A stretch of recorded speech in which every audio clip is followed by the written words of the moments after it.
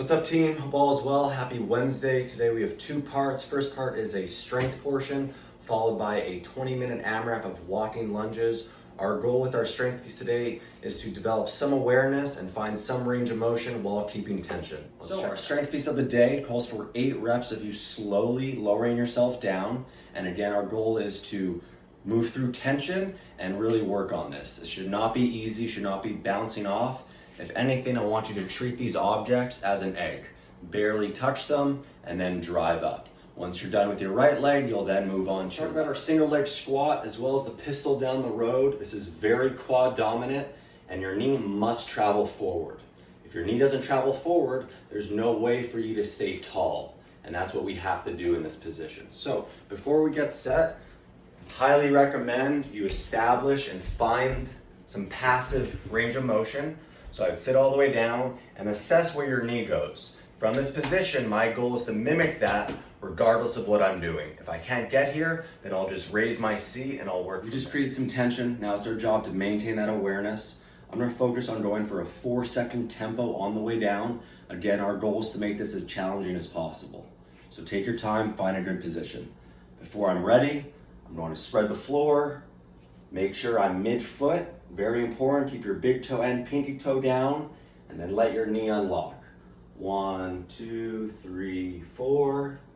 Find this other leg, drive up, and then you'll give me another 7 reps before you change reps of us lowering ourselves slowly down. Now it's our job to stand back up. Same things apply, find tension and create it. So as I sit down, I'm going to spread the floor, find some tension already. Know that your knee needs to be forward in that final position.